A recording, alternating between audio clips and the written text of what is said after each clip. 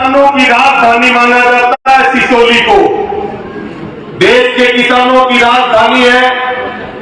चौधरी महेंद्र सिंह टिकैत जी का जन्म स्थान है, उनका गांव है। इस क्रांतिकारी धरती से, किसानों की राजधानी से, देश के पूर्व प्रधानमंत्री चौधरी चरण सिंह जी की 120वीं जन्म जयंती पर अपने श्रद्धा सुमन अर्पित करते हुए मैं अपनी बात को शुरू करूंगा। और आज जो ये कार्यक्रम रखा है, संवाद, युवा भारत के भविष्य का महामंथन, इस कार्यक्रम की अध्यक्षता कर रहे हमारे सम्माननीय अध्यक्ष, भारतीय किसान यूनियन के राष्ट्रीय अध्यक्ष चौधरी नरेश टिकैत जी, आदरणीय राकेश टिकैत जी, हमारी सभी सम्मानित खापों के चौधरी और यहां उपस्थित भारतीय किसान यूनियन और तमाम दूसरे संगठनों के पदाधिकारी और कार्यकर्ता, किसान बिरादरी के सरदारों, नौजवान साथियों, और विशेष रूप से धन्यवाद है जो नौजवानों ने और जो भाई गौरव टिकैत की टीम ने जो आज का ये संवाद का कार्यक्रम रखा है। एक बार हमारी ओर से भी, हरियाणा की ओर से भी आप सबका बहुत धन्यवाद और आभार प्रकट करते हैं।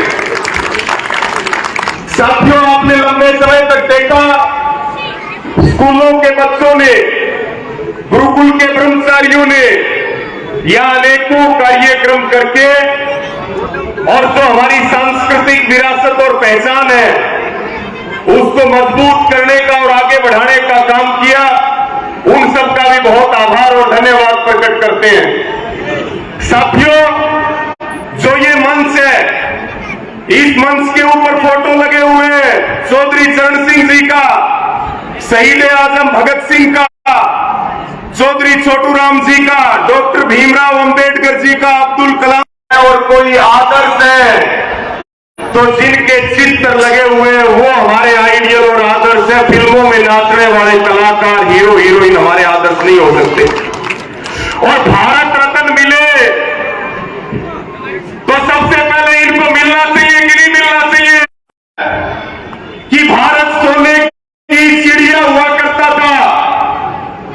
आज का जो ये कार्यक्रम है, हमें संकल्प लेना चाहिए कि इस देश के लोग बदलते परिवेश में जो आर्थिक बदलाव आ रहे हैं, सामाजिक बदलाव आ रहे हैं, शैक्षणिक बदलाव आ रहे हैं, खेती घाटे का सौदा होगी, जोत छोटी हो रही है, जमीन कोई रबड़ नहीं है कि उसको बढ़ाया जाए, जनसंख्या लगातार बढ़ रही है, खेती की लागत बढ़ी है, खेती घाटे का सौदा हो गया, हम खेती को छोड़ रहे हैं।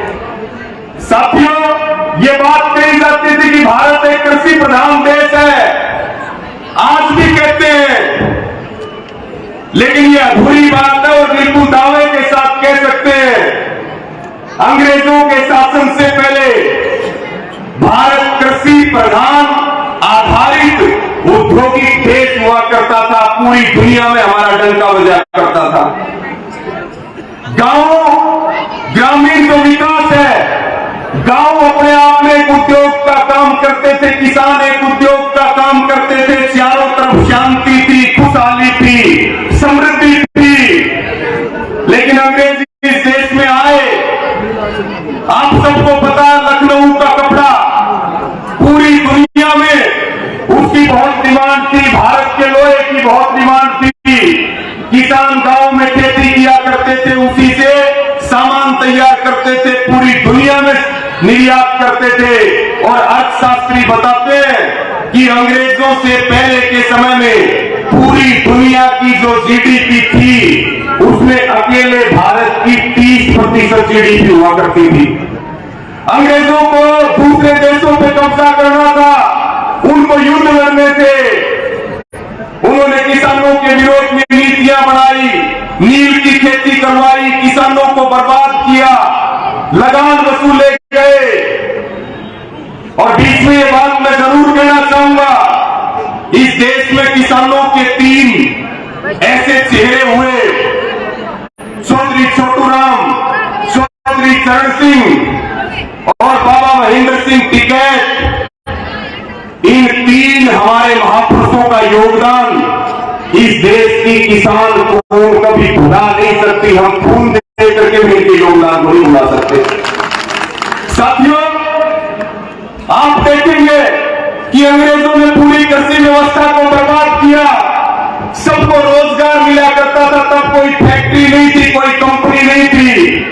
आज तो कुछ केंद्र बना दिए, बंबई बना दिया, कलकत्ता बना दिया, दिल्ली बना दिया, गुड़गांव बना दिया, बेंगलोर बना दिया। हमारे नौजवान वहां नौकरी करने के लिए जाते हैं, मजदूरी करने के लिए जाते हैं। उसके बाद भी आप देखिए कि बेरोजगारी ने 45 साल के रिकॉर्ड तोड़ दिए। किसान को खेती से दूर करना, अगर खेती फायदे का सौदा होगा तो किसान के बच्चे भी खेती करेंगे, उसके बच्चे भी खेती करेंगे। लेकिन आजादी के बाद वो गोरे अंग्रेज थे, फिर काले अंग्रेज आ गए और उन्होंने किसान को बर्बाद करने की नीतियां बनाई, खेती को घाटे का काम बनाया और किसान को खेती छोड़ने पे मजबूर किया जा रहा है। और इसका एक ही उद्देश्य है, खेती। जब किसान समृद्ध होगा, गांव समृद्ध होंगे, तभी अच्छी शिक्षा मिलेगी, तभी हमारी आर्थिक समृद्धि बढ़ेगी, तभी हमारा सामाजिक विकास होगा, तभी हमारा राजनीतिक विकास होगा। लेकिन सरकार की नजर क्या है?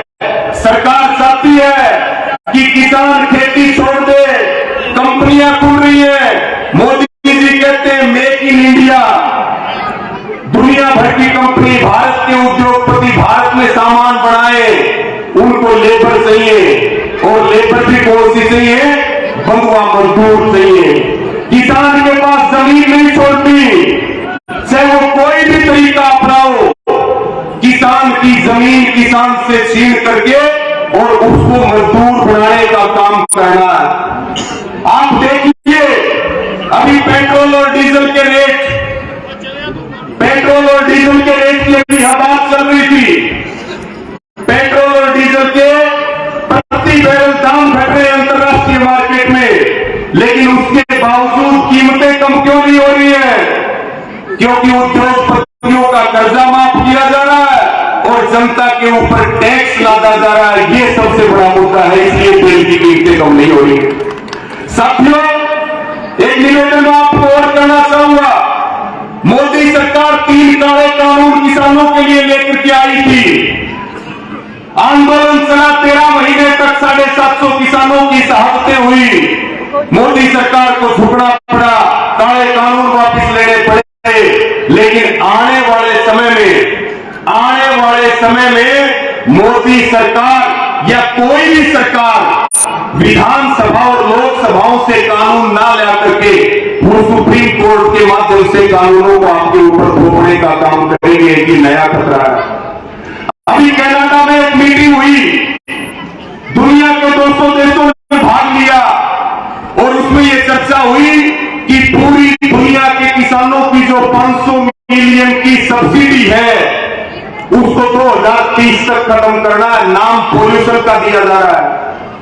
पोल्यूशन कौन कर रहा है? फैक्ट्री, इंडस्ट्री लगी, सारा पर्यावरण खराब हो गया, मौसम खराब हो गया, हमारे जवानों की जवानी खाली, उनकी प्रतिभा खाली। ये सारा षड्यंत्र जो है वैश्वीकरण के नाम पे, बाजारवाद के नाम पे और पूंजीवाद के नाम पे पूरी दुनिया में चल रहा है। कोई अगर ये सोचे कि हम किसान को बचाने के लिए, खेती को बचाने के लिए, नौजवान को बचाने के लिए, रोजगार के लिए सरकार बना करके बदलाव कर लेंगे, तो ये संभव नहीं है। साथियों, समय कम है, मैं अपनी बात को समापन की ओर ले जाते हुए आपको ये निवेदन करना चाहूंगा, ये काम सरकारें नहीं कर सकती।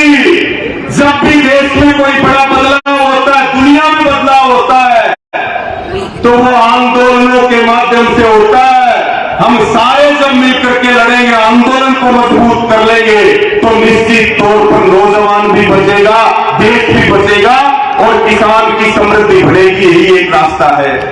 साथियों, बहुत सारी ऐसी बातें हैं। सरकार का मुख्य एक ही एजेंडा है, एक ही एजेंडा है कि किसान के पास जमीन ना रहे, आपके बच्चों के लिए शिक्षा के सरकारी कॉलेज, स्कूल, यूनिवर्सिटी ना रहे, वो बंधुआ मजदूर बन के काम करे, वो दारू पिए, अलग अलग तरह के नशे करे। आने वाला समय बड़ा संकट का है। 250 साल अंग्रेजों की गुलामी रही, उससे पहले गुलामी रही, 75 साल से सरकारें बन रही हैं। आने वाला समय सबको साथ मिलकर के लड़ना होगा, तभी जाकर के हम अपनी फसल और नस्ल को बचा पाएंगे। अन्यथा हमारे पास अपनी फसल और नस्ल बचाने के लिए कोई रास्ता नहीं है। मैं आप सबको यही अपील करना चाहूंगा कि आओ, जातियों में ना बट करके, धर्म में ना बट करके, अलग अलग वर्गों में ना बट करके, आने वाले जो संकट है, किसान क्यों एमएसपी के गारंटी कानून की मांग कर रहा है कि उसकी आमदनी निश्चित हो। सरकार आपको भिखारी बनाना चाह रही है, वो आपकी जमीन भी लेगी, आपको एमएसपी भी नहीं देगी, आपको नौकरी भी नहीं देगी, और सरकार कहेगी सबको पेंशन देंगे, सबको सम्मान निधि योजना देंगे, सब कुछ बंद होने वाला है, सब्सिडी किसान की सारी बंद होने वाली है। 2030 का सरकार ने लक्ष्य रख रखा है और दुनिया भर की सरकारों ने लक्ष्य रख रखा है। साथियों, एक बात और कहना चाहूंगा, सुप्रीम कोर्ट और जो कॉर्पोरेट और जो सरकारें हैं, इन तीनों की जो नई जुगलबंदी बच रही है, हम तो सुप्रीम कोर्ट को भी निवेदन करना चाहेंगे कि वो न्याय देने का काम करे, क्योंकि सुप्रीम कोर्ट के प्रति आज भी विश्वास है। वो जो है उद्योगपतियों के दबाव में आकर के काम ना करे। आप देखिए, मोदी जी जो विदेश की यात्रा में जाते हैं तो वो अडानी की जहाज लेकर के गए कि नहीं गए, आप बताओ। राहुल गांधी, मैं सबकी बात कर रहा हूं, इस खेल में सारे नंगे हैं। अशोक गहलोत राजस्थान के मुख्यमंत्री है, राहुल गांधी जी कहते हैं ये देश आदिवासियों का देश है। वहीं राजस्थान के मुख्यमंत्री अशोक गहलोत को भेज करके और छत्तीसगढ़ में आदिवासियों की जमीनों का सौदा किया जाता है। आम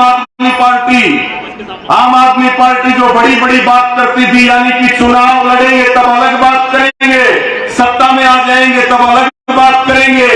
अभी पंजाब में एक आंदोलन चल रहा है शराब फैक्ट्री के खिलाफ, साझा जीरा मोर्चा का एक आंदोलन चल रहा है, वहां किसानों को पीटा जा रहा है। किसानों के वोट से वहां सरकार बड़ी कि नहीं बड़ी, बताओ। यानी कि जो भी सत्ता में बैठता है वो आपको बर्बाद करने की नीतियां बनाता है। इसलिए हमारे पास केवल एक ही रास्ता है, सरकार चाहे जिसकी भी बने, हम मिलकर के लड़ेंगे, और जो सरकार हमारे खिलाफ नीतियां बनाएगी उसका इलाज करेंगे, उसको उखाड़ देंगे। केवल यही एक इलाज है। साथियों, आज बहुत भव्य कार्यक्रम रखा है और सिसोली से सारे यहां हमारे नेता महानुभाव भी बैठे हैं। बिल्कुल निश्चित तौर पर आप सबको ये भरोसा और विश्वास दिला करके हम हरियाणा की तरफ से भी ये विश्वास दिला रहे हैं कि जो चौधरी चरण सिंह जी का रास्ता है और जो चौधरी महेंद्र सिंह जी का रास्ता है, चाहे कितने भी दबाव आए, कितनी भी मुसीबत आए और कितना भी दबाया और डराया और धमकाया जाए, हम जीवन के अंतिम सांस तक उनके सपनों को पूरा करने के लिए संघर्ष करते रहेंगे, आंदोलन करते रहेंगे और जन जन की आवाज को उठाते रहेंगे। आपने मेरी बात सुनी, सबका आभार प्रकट करता हूं और पुनः मैं चौधरी चरण सिंह जी को अपने श्रद्धासुमन अर्पित करते हुए आप सबका आभार प्रकट करते हुए फिर अंत में एक बार निवेदन करता हूं, आज का जो कार्यक्रम है बहुत दिनों से तैयारी भी चल रही थी, संवाद और जो ये युवा भारत के भविष्य का महामंथन है, यहां से कुछ ऐसा मंथन हम जरूर लेकर के जाएं जो आने वाली पीढ़ियों के लिए और हमारी पीढ़ियों के लिए एक नया रास्ता दिखाने का काम करे। और ऐसे कार्यक्रम अलग अलग राज्यों में भी होने चाहिए और पूरे देश में होने चाहिए। हम भी करेंगे ऐसे कार्यक्रम ताकि युवाओं को जोड़ करके और एक मजबूत रणनीति के साथ आगे बढ़ा जा सके। आप सबका